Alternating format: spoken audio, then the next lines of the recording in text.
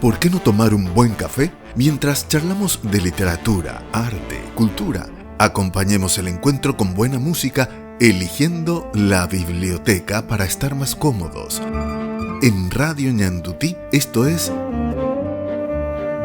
La Biblioteca, con la conducción de Neri Peña.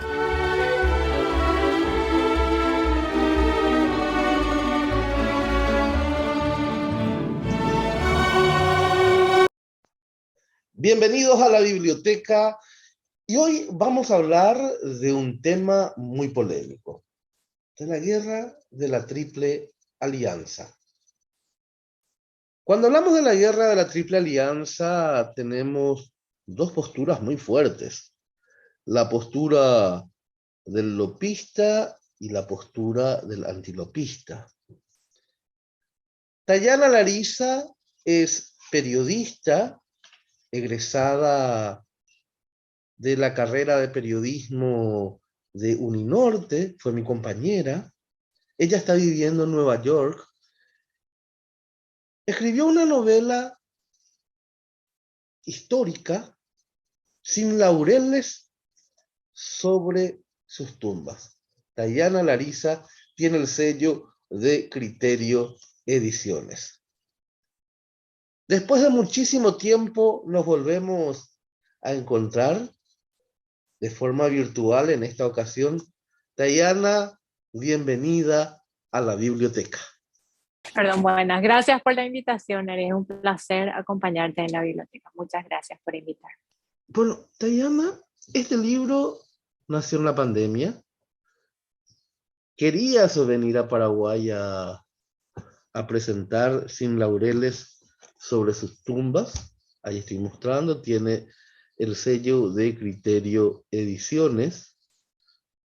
En el fondo se ve las ruinas de Humaitá, la iglesia de San Carlos. No se pudo hacer la presentación en persona como estamos acostumbrados, pero sí se hizo la presentación virtual. Es tu primer libro. Sí. ¿Investigaste mucho para escribir esta novela? Es ficción histórica, exactamente. Para que la audiencia entienda, cuando hablamos de ficción histórica, se respeta el rigor de la historia. Lo que vos haces es ponerle voz al personaje y pensar qué habrá pasado en ese momento. Pero esa línea histórica se respeta. Esa fue la idea, los hechos históricos, los años, los lugares, incluso los nombres de los personajes no son ficticios. Gran parte de lo que yo escribí, que fue previo a la pandemia, que también fue un proceso de yo no pensaba escribir un libro. Yo nada más quería informarme. Como dije varias veces, al uno cuando se aleja, cuando uno se aleja de su país, siente un déjà vu, extrañas la comida, la gente, la literatura, todo, y todo te parece muy frío fuera de Paraguay. Y como siempre me gustó leer, entonces me fui acercando poco a poco mediante la lectura, pero esta vez histórica, vamos a decir, y sobre un hecho que marcó la historia del Paraguay, que es la guerra de la Triple Alianza. Leyendo libros desde ahí fui que me fui enterando de muchas cosas que no aprendí en el colegio o en la universidad, o sea que ya no hablamos de esas cosas, sino fue tan largo, tan complejo, tantos personajes que realmente uno tiene que dedicarse a estudiar la guerra varios años para poder entenderla, porque es compleja. Bueno, en medio de todos esos libros lo que yo rescaté fue la historia del coronel Paulino Alén, que me tocó el corazón, y cuando busqué material para seguir leyendo al respecto no encontré. Fue ahí que nació la idea, que dije, bueno, tal vez puedo escribir un cuento. Después dije, tiene tantos detalles, tanto drama, que dije, bueno, puede ser una obra de teatro. Comencé a escribir como una obra de teatro y me di cuenta, no, necesito un capítulo. Y así de a poco fue naciendo, pero siempre tengo mis libros, que son las memorias del coronel Crisóstomo Centurión, personas que estuvieron bien cerca del mariscal y que actuaron en la guerra y muchos de ellos dejaron su testimonio escrito. Entonces uno al consultar eso más o menos tiene una idea de los acontecimientos, de los periodos, los lugares, y ahí fue que fue armando la historia. Y al contar la historia del coronel Paulino Alén, que está muy conectada con la del coronel Francisco Martínez y su esposa Juliana Insfrán. Entonces me centré en ese periodo donde muchos libros no se detienen o hasta ahora no había nada concreto, nada escrito al respecto. Entonces empecé por ahí. Cuando hablamos de sin laureles entre sus tumbas, estás hablando de la tumba del coronel Paulino. Estoy hablando específicamente de las tumbas de esos tres personajes, que cada uno fue un héroe a su manera, hizo lo que pudo, siempre pensando en su país, siempre pensando en honrar la causa que llevaba al frente al mariscal, pero que nunca se los honró de alguna manera. Usted no lo puede encontrar en libros de historia o en otras partes. Después me fui enterando con el tiempo que hay una ciudad con el nombre del coronel Martínez, que hay una calle, que se tenía pensado un monumento para Paulino Alén, pero una vez que terminé de escribir la novela recién me fui enterando de esas cosas porque la gente me iba contactando. Pero para mí que no son recordados como se deben en la historia, por eso es el nombre del título del libro. Claro, pero cuando hablamos de estos tres personajes, hablamos de San Fernando. Para el lopista, los tres son personas traidoras. Para el antilopista, víctimas de López. Uh-huh.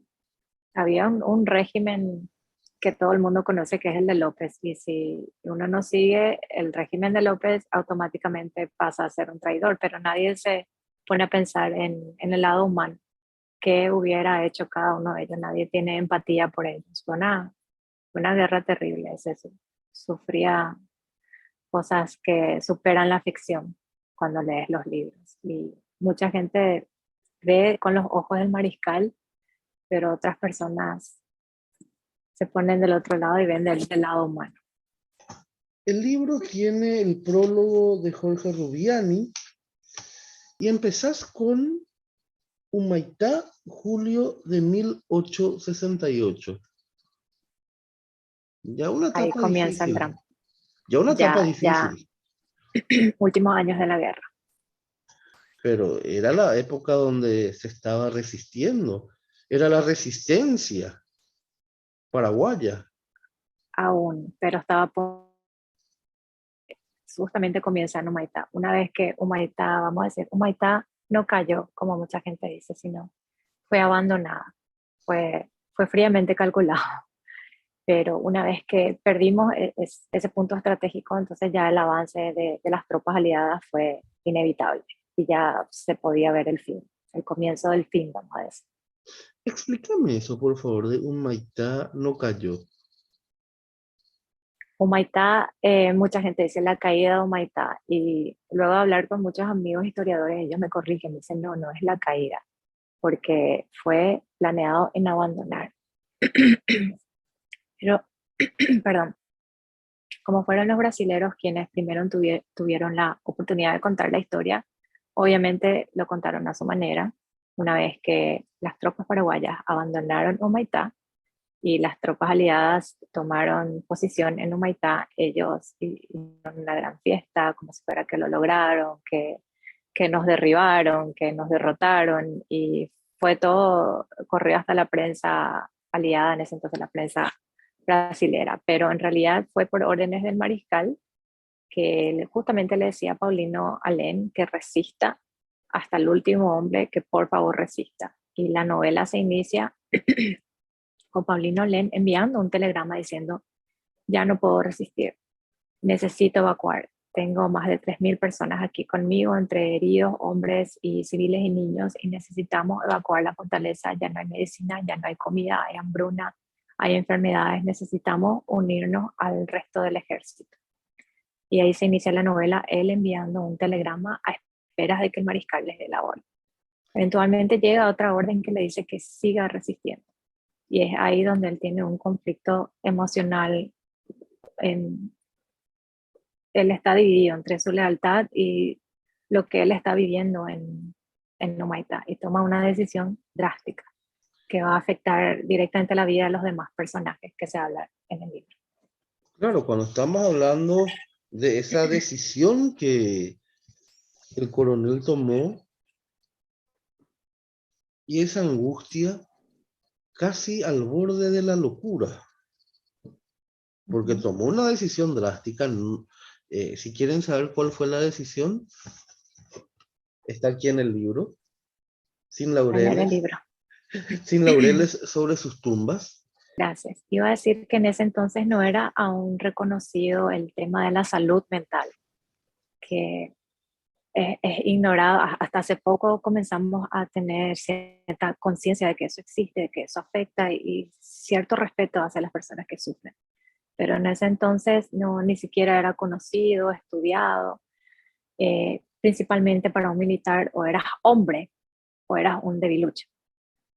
Y yo creo que eso también le afectó al final para que él tome esa decisión drástica, la que estamos hablando. Claro. Después en el capítulo 2 hablas de Asunción 1864. Es una asunción que aún corren rumores de guerra, pero aún no estalló la guerra. Se inicia con las descripciones de cómo era la ciudad en ese entonces, antes de que comience el conflicto que se inició cuando el mariscal López ordenó la aprehensión del Marqués de Olinda, de la embarcación Marqués de Olinda que estaba pasando por Asunción. Y ahí estalla. Pero ya habían rumores, ya había cierta tensión. Claro, pero también aquí en el libro, en este capítulo de Asunción, hablas de Madame Lynch. Háblanos, por Sí. favor, de eso. Hay un capítulo, una escena específica donde las mujeres asuncionas se reúnen a compartir un momento, un té, y la comidilla del día siempre es la Madame Lynch, qué hace, cómo se viste, qué dice, de la forma que actúa, y según varios libros que he consultado, era una persona admirada, odiada, envidiada, de todo un poco, y sí o sí tenía que contar esa parte en algún capítulo, y que mejor con una reunión de mujeres que hablan de ella. Hay una versión de Madame Lynch que dice que la suegra no la quería. Juana Paula Carrillo. Es la presidenta, como la decían. Exactamente. La señora presidenta, no Madame Presidenta, Y según bueno, otros libros que leí. claro. No la querían, y que cuando asumió ya el hijo, Francisco Solano López, el poder, ella aprovechó. Y de esa famosa leyenda de que les alzó a las damas de la sociedad en una embarcación y les hizo pasar hambre, y a la hora de la comida que tiró toda la comida al río. Cosas así, parte de la fábula.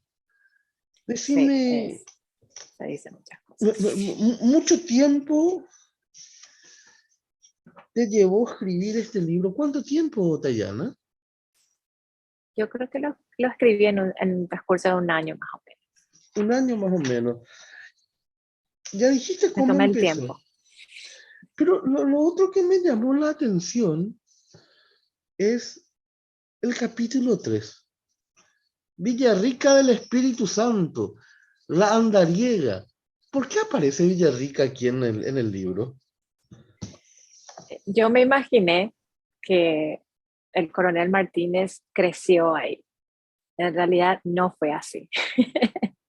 Creció en otro lugar, pero eso sí es ficción. Obviamente existe la ciudad, pero quise demostrar cómo el coronel Martínez creció junto a su familia, con una buena familia, con unos buenos padres, siendo hijo único. Y en la escena cuenta un poco cómo ellos viven, cómo se desenvuelven, cómo intercambian pensamientos, y él decide en ese entonces irse a Asunción para terminar sus estudios y comenzar su carrera militar, y es donde conoce a Juliana Martínez y se enamora de ella.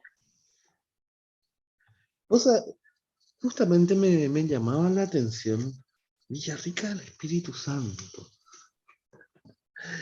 Parte de esa historia rica, ahora quiero ir, era el capítulo 4, Asunción, noviembre de 1864. Este capítulo ya está un poco subido, no sé cómo decirlo, este capítulo ya tiene algunas aristas importantes. Ya, justamente es el capítulo en el que se siente la tensión, ya está a punto de estallar la guerra. Describimos un poquito más cómo directamente se envuelve el coronel Martínez, que ya hay una tensión, hay roce entre embajadas, entre embajadores, consulados, ya estamos ahí al borde y es donde el mariscal dice, bueno, esto es así y marchamos y salimos, comienza esto. Arranca. En el capítulo 5 seguimos en Asunción, 1864, pero estamos tomando té con Madame Lynch. Justamente, sí, Madame Lynch, hablando de Madame Lynch, porque como dije, para mí Madame Lynch era una mujer que de repente fue muy chocante cuando ella se presentó a la sociedad asuncena, que era muy conservadora, y una mujer bien vestida, de diferentes maneras, de otra educación. Creo que no fue bien visto por muchas señoras de la forma como ella se desenvolvía, que no estaba casada y que tenía hijos. Fue un choque y ella viniendo de Europa hasta que por ahí era no tan chocante comportarse de esa manera o vestirse de esa manera, pero en Asunción definitivamente fue algo, oh. Pero concluyo en el capítulo que es una mujer que no fue comprendida, simplemente eso. No En, creo que haya maldad en ella. mira, en realidad, si vos me preguntas, hay decisiones muy fuertes de López que hay que tratar de ubicarlas en contexto, en la época, las decisiones. Pero Sí. una sociedad, si hasta ahora Paraguay tiene algunas cositas que tiene, ¿cómo decirlo para que no suene tan mal? Somos tan cuadrados. Imagínate en aquella época donde llegaba una persona divorciada. Sí, era divorciada. Pero no solamente divorciada, la fama que tenía, cortesana. También. O sea, eran, por supuesto, el mundo en contra. Quiero ir Sí, ahora, yo por recuerdo. favor, porque quiero hacerlo capítulo por capítulo porque es interesante, pero en este capítulo 5, qué mala esa señora que dijo, qué rico el té de acá, no porque sea inglés, sino porque es gratis, qué bárbaro, qué mala, no. Ahora empezamos ya con el conflicto. Parte de lo que ya se podía entender al principio del libro, en el capítulo 6, Humaitá, julio de 1868, donde comenzaba. Volvemos a la atención de... En este capítulo se vuelve a la atención del coronel Alén, quien ya está sufriendo los síntomas de una fuerte depresión, ansiedad, hambruna. Él está en el borde de la locura con lo que está pasando, con lo que está viviendo. Y quería hacer énfasis de que poco a poco su salud mental se fue deteriorando para que llegue a ese punto. Esa es Sí, la idea central. claro, en el capítulo 7 seguimos, julio de 1868, Humaitá. ¿Le describís al coronel Martínez como una persona muy alta, una persona Eh,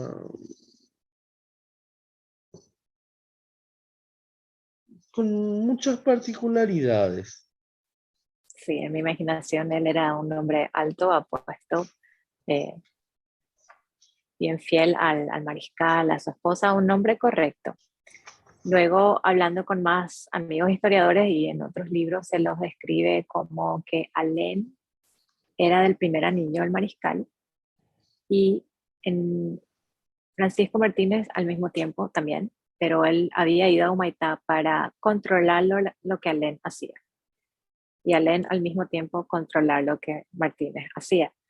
Yo quiero imaginar que había cierta camaradería entre ellos y fue lo que hizo que rápidamente el coronel Martínez asuma el puesto de coronel Alén una vez que él ya no estaba dispuesto a hacerlo o ya fue imposibilitado de hacerlo. Y fue quien bastante aportó y organizó la evacuación de Humaitá. Él fue una pieza clave para que muchos paraguayos salven sus vidas en esa parte de la guerra donde ya había demasiada destrucción.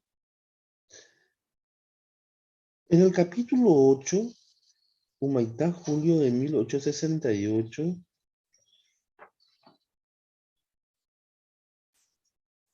ya la situación está muy caldeada. Mucho. El coronel Alén es quien sigue a espera de ese telegrama, pero ya que no lo recibe, él comienza a imaginar que sí lo recibió. Y comienza a movilizarse al respecto, a decir, bueno, vamos a hacer esto, vamos a hacer lo otro. Pero ahí los demás se dan cuenta, dice, no, él no está bien, él no está bien. Y ahí ocurre una tragedia y es donde vemos cómo el coronel Martínez entra a escena. Sí.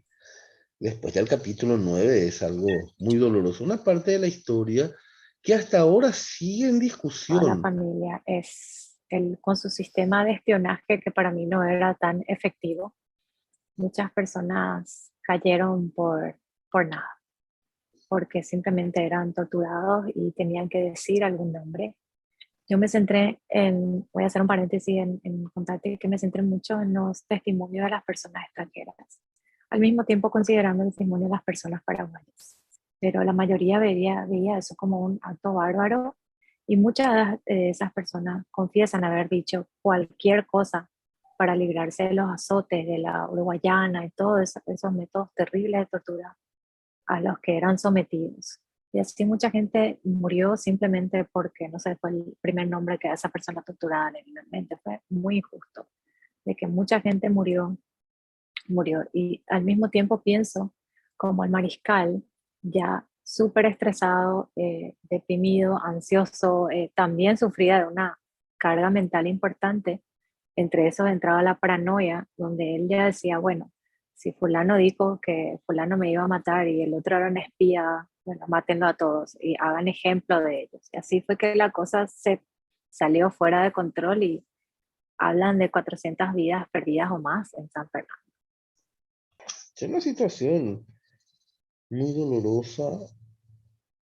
Juliana Infran de Martínez. Nuestra heroína del dolor, como es conocida.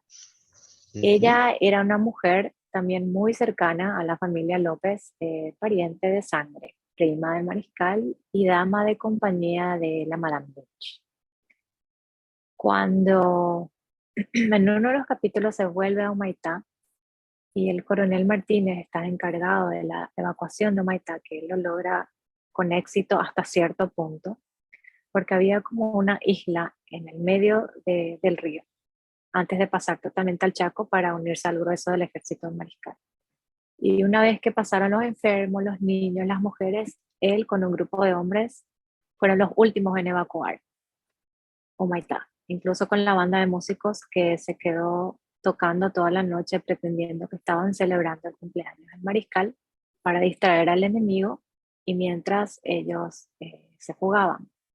En el último bloque, cuando él se fugó con sus hombres, no pudo concretar la fuga total y quedó varado en una isla. Los soldados que pudieron huir, que cruzaron el resto del río nadando, fueron a informar y decir que el coronel Martínez no quería cruzar. Y no sé, el chisme se fue deformando hasta que llegó a oídos del mariscal y él se enfureció y decidió castigar, porque esa también era una metodología de él, castigar a tus familiares. Decidió inmediatamente ordenar la prisión de Juliana Infran y de su mamá, en este caso, que es la señora Inés, que ella sí es un personaje ficticio. Yo en realidad no sé si la mamá también fue presa, pero quería que Juliana esté con su mamá, con la mamá que había creado en la novela. Y bueno, juntas ellas sufren el suplicio de ser apresadas en Asunción, de ser arrastradas por el interior del país hasta llegar al campamento de San Fernando, donde sufren torturas, hambre, sed, desgracias innumerables que son descritas en los capítulos. Claro, porque en el capítulo 10 hablas de esto que recién dijiste, lo de Humaitá, julio de 1868. En el capítulo 11 estás hablando de San Fernando y Villeta, esa orden de llegar de San Fernando y llegar a Villeta en 5 días. Lo de Humaitá, julio de 1868. Martínez sujetaba en sus manos los telegramas del mariscal dirigidos a Paulino Allen. Sí. Cuando una vez que Allen quedó fuera de fuego, llegaron los telegramas con la orden de evacuación, que él tanto esperaba, que Paulino Allen tanto ansiaba, pero llegó tarde para él. Entonces, quien se encarga de la evacuación es el coronel Martínez. Claro. ¿Qué pasó con él?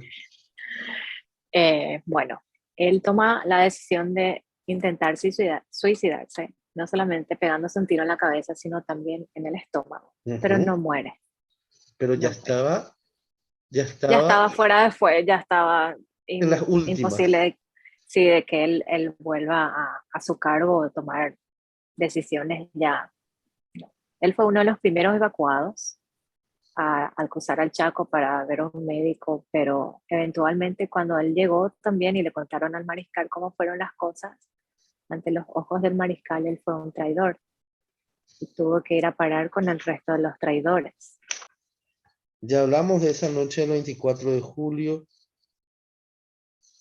En el capítulo 3 hablamos de Villeta 1868. Sí, fueron trasladados de San Fernando a Villeta y en ese trayecto muchas personas no sobrevivieron. Fue muy difícil porque eran días y noches de andar por el medio del monte descalzos, sin comida, sin agua, a latigazos, a colatazos, a chispazos, porque lo que tenían eran esas armas con lanzas, a lanzazos. Muchas de las personas que eran muy débiles para seguir o hacían río ya eran lanceadas, tenían que cruzar ríos, arroyos, esteros, y fue muy difícil. Muchas personas quedaron por el camino. En el Pocas capítulo, llegaron a Villeta. claro, en el capítulo 14 hablas de Isla Poí.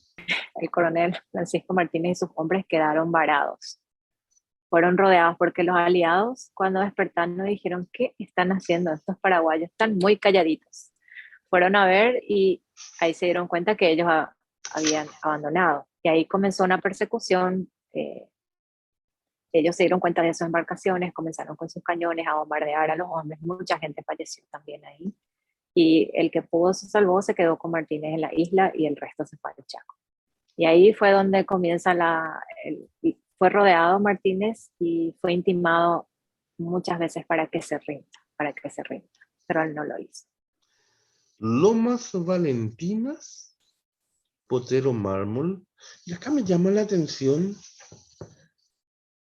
esta mujer y su verdad despojaron al obispo de todas sus hipocresías, con tan solo mirarlo a los ojos y recordarle cómo eran las cosas bajo el gobierno de Solano López. ¿Qué pasó ahí? Juliana Martínez e incluso Paulino Allen y todas las personas, salió una orden del mariscal bien temprano ese día en Lomas Valentinas para que fueran lanceadas. Ya, entonces el padre por última vez venía a sacarle las últimas confesiones a todos. Fue donde Juliana Martínez aprovechó y tuvo un pequeño diálogo con él diciéndole que él sabe bien lo que está haciendo y él debe saber en su corazón cuál es la verdad, que ella no es ninguna traidora, que ella no hizo nada, porque la acusación contra Juliana Martínez fue que ella sabía de que su marido iba a traicionar al mariscal, que él tenía un trato con los aliados, que él recibía dinero de los aliados. Hubo un rumor muy sin sentido que llegó a los oídos del mariscal, diciendo que había un complot para que él se entregue, para que Martínez se entregue con sus hombres y él lo iba a traicionar de esa manera. Entonces fue que Juliana Martínez fue presa y obligada a confesar de que ella sabía de eso. Pero ella no tenía forma de saber, ni siquiera tenía contacto con su marido, había cartas o ella visitaba, no había manera de que ella sepa. En fin, por eso ella fue condenada a morir y antes de morir el padre quería sacarle una confesión. Fue en el momento que ella para aprovechar de decirle que esa es la verdad y que él bien lo sabe. En el capítulo 16, Isla Poí, agosto de 1868, no existe oro que compre la dignidad. Estos hombres fueron muy valientes, resistieron por más de 10 días en una isla sin agua, sin comida, sin nada, recibiendo varias veces órdenes para por favor entregarse, por favor entregarse. Y ellos decían que no, que no, que no. Hasta que eventualmente un general uruguayo bajo el gobierno, no, él era uruguayo, pero estaba con las fuerzas aliadas. Él dice, bueno, tengo que tratar de comprender a estos paraguayos. Se reunieron y dijeron, bueno, ellos son un pueblo muy creyente, muy católico, vamos a tratar de conversar con ellos mediante eso, mediante ese medio. Fue así que enviaron una canoa con sacristanes para que crucen y vayan junto a ellos para conversar con ellos a ver si podrían llegar a un acuerdo de términos de paz, de entrega, de rendición. Y creo que eso fue lo que hizo la magia para Martínez y su hombre, aparte de estar muriendo de sed, de hambre en esa isla por más de 10 días. Resistencia heroica. Claro. Y el capítulo 18, Coronel Francisco Martínez, General Ignacio Rivas, lo que comentabas. Dayana, si uno quiere saber más, tenés una página. ¿Puedes decirnos, por favor, la dirección de esa página? Sí, tengo una página web que es www.dayanalariza.com, donde hay fotos de los personajes, un poco de la biografía de ellos, videos y fotos de cómo se ve Humaitá actualmente y más cositas sobre lo que sigo escribiendo. Estás por terminar otra novela. Sí. Si no Dios querés quiere. decir, no querés contar todavía. Mira este viejo compañero de aulas de periodismo en Uninorte. No le podés adelantar.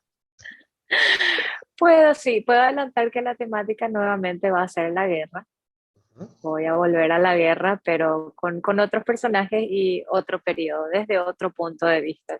Me gusta, ya, aprovechando que ya tengo esta distancia, puedo ver las cosas de diferentes maneras, decidí hacer lo mismo, enfocar la guerra, pero de otra manera traer los ojos de otros personajes, que también no son muy comentados. Sí. Bueno, Dayana, te mudaste a Nueva York. ¿Ejerces el periodismo? Lo ejerzo, vamos a decir, part-time, haciendo una revista. Hace más de 2 años tengo una revista digital que se llama La Gaceta Parnaso, que junto a otros escritores paraguayos, jóvenes, nuevos talentos emergentes, escribimos y es de edición digital, mensual. Y ahí podés encontrar notas a otros escritores, lanzamientos, entrevistas, poemas, todo lo que se refiere al mundo literario. De esa manera sí ejerzo mi profesión. Y bueno, sí, estás ejerciendo el periodismo. Yo después de mucho tiempo ñandutí, ahora hago el programa La Biblioteca, hablo de libros, salí de lo que es del ámbito noticioso y quedé en un ambiente que me encanta, que es el de la cultura. Eso es lo que te gusta, te atrapa. A ver, al final uno vuelve donde... Mira, voy a ser malo. Entre 14 muertos, 22 asaltos, que chorreó, ¿no?, la sangre, entre la pelea del político de turno. Creo que la mejor decisión que he tomado en mi vida es quedarme en la parte cultural, en el área cultural. Es lo mejor. Entonces, si estás ejerciendo el periodismo, me alegra muchísimo. ¿Cuántos sobrinos ya tengo? ¿Ah? Dos, Dos. dos. Y Ethan de 13 y Kaya de 6 años. Mira, dos sobrinos, así que un saludo a mis sobrinos que están ahí en Nueva York. Me encanta el cuadro que tenés atrás. Es en realidad un mural. Un En la mural. casa de mi mamá, ella tiene su empresa de murales, de plateados, y ella hizo un mural en su casa. Sí, es una Miren, aquí hermosura. Sí, es no hay una ni una hermosura. puerta. Nada, y vos sabés que yo miraba y decía, pero ¿dónde está? Yo sé que hace calor ahora en los Estados Unidos, pero parecía tan real. Y quería saber, pero, ¿y otra vez? Qué bueno. Y entonces, Dayana, un placer tenerte aquí en la biblioteca y después de muchísimo tiempo. Mirá Un que te veo placer después de mucho ser tu tiempo. invitada. Sí, igualmente. No cambiaste nada. Ah, igualmente. No, yo sí, mira. Joven de espíritu siempre. Me volví franciscano. Está súper lindo como siempre, como te recuerdo siempre. Gracias, compañera. Un gran placer tenerte aquí en la biblioteca. Un fuerte abrazo. Gracias por la invitación y otro abrazo para vos y tu audiencia. Gracias. Gracias, gracias. Así estábamos con la escritora Dayana Lariza, con su libro Sin laureles sobre sus tumbas, con el sello de Criterio Ediciones. Un libro atrapante, a pedir. Se puede comprar esto online también, Larisa, ¿verdad? Tenemos en versión Kindle, en Amazon y en todas las librerías del país. Por supuesto, Intercontinental. Buenísimo. Gracias. Volvemos enseguida aquí en la biblioteca. Todos los domingos de 14 a 15 horas, Neri Peña los invita a La Biblioteca, un ameno encuentro con la literatura, la buena música, la cultura y un buen café. La Biblioteca, los domingos de 14 a 15 horas por Radio Ñandutí.